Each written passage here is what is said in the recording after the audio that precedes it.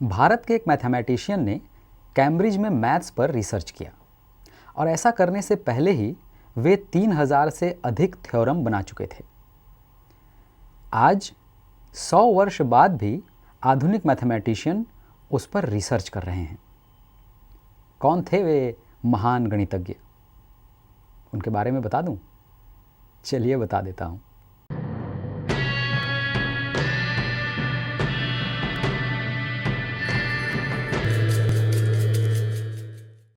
नमस्ते। तत्व सत्व एटसेट्रा में आपके साथ मैं बातें करता हूं। मेरा नाम सौरभ शुक्ल है। हम में से अधिकांश लोग गणित से बहुत डरते हैं।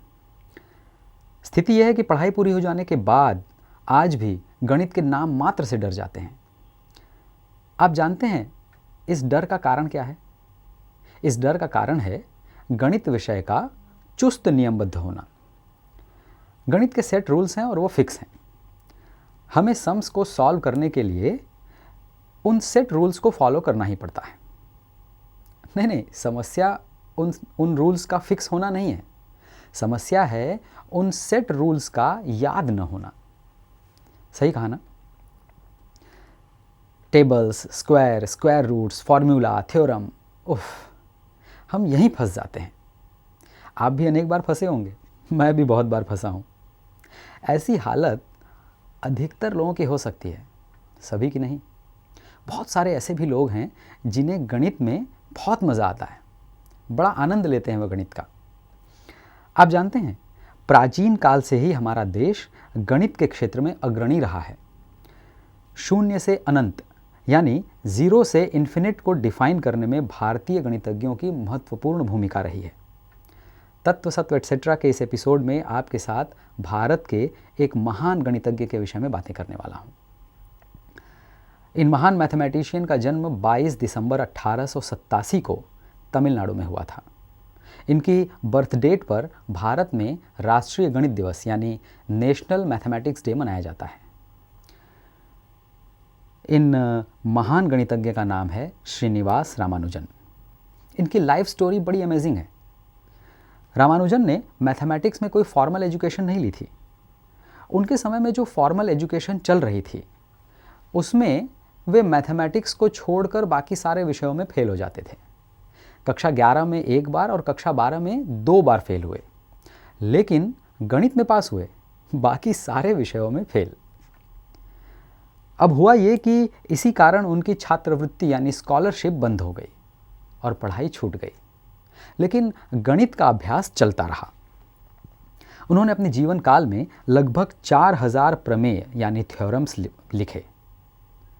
इन थ्योरम्स पर उनकी मृत्यु से लगभग 100 वर्षों के बाद भी आज उस पर रिसर्च चल ही रहा है। उनकी मृत्यु 26 अप्रैल 1920 को हुई थी। कैम्ब्रिज के प्रोफेसर हार्डी की सहायता से वे इंग्लैंड गए और वहाँ गणित विषय पर अनेक शोध यानी रिसर्च किए, बिना किसी फॉर्मल एजुकेशन के। इसे ही तो टैलेंट कहते हैं ना। एक बड़ी मज़ेदार बात बताता हूँ।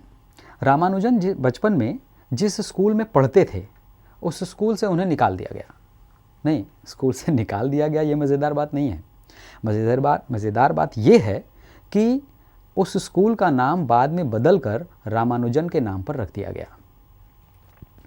इन्फिनिटी यानी अनंतता और शून्य के कोरिलेशन को समझाने के लिए श्रीनिवास रामानुजन ने मैथमेटिकल फार्मूला बनाए थे। उन्होंने इन्फिनिट सीरीज़ को वैल्यू प्रदान करने के लिए यानी उसकी वैल्यू निर्धारित करने के लिए एक टेक्निक इन्वेंट की, जिसे रामानुजन समेशन कहा जाता है। 1976 में यानी उनकी मृत्यु के लगभग 56 वर्षों बाद ट्रिनिटी कॉलेज से एक रजिस्टर मिला। 100 पन्नों के इस रजिस्टर में रामानुजन ने अनेक प्रमेय और सूत्र लिखे थे। प्रमेय यानी थ्योरम, सूत्र यानी फॉर्मूला। इन थ्योरम और फार्मूला को लेकर वैज्ञानिक आज भी पजल्ड हैं। हॉलीवुड में इनके जीवन पर आधारित the man who knew infinity नाम की एक फिल्म भी बनी है। श्रीनिवास रामानुजन अत्यंत आध्यात्मिक व्यक्ति थे। वे नए प्रमेय या सूत्र लिख लेते थे, लेकिन उसकी उत्पत्ति पर बहुत ध्यान नहीं देते थे।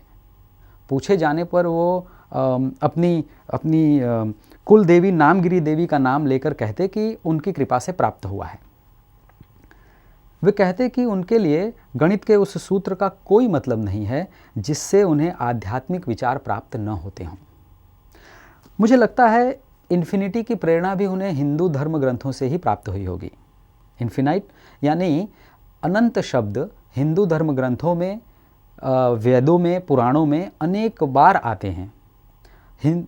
आपने अनेक बार ये सुना होगा, हरि अनंत हरि कथा अनंता, सुना है ना। हिंदू धर्म शास्त्रों, वेदों और पुराणों में भी अनेक गणित के सूत्रों का उल्लेख किया गया है। वेदों के संदर्भ से यानी रेफरेंस से अनेक पुस्तकें भी लिखी गई हैं। रामानुजन आधुनिक काल के गणितज्ञ थे। भास्कर, आर्यभट्ट, श्रीधराचार्य, जयदेव, वीरसेन, महावीर, बौधायन जैसे प्राचीन काल के गणितज्ञों के विषय में जानने के लिए भी हमें उत्सुक होना चाहिए। सौरभ का नमस्कार।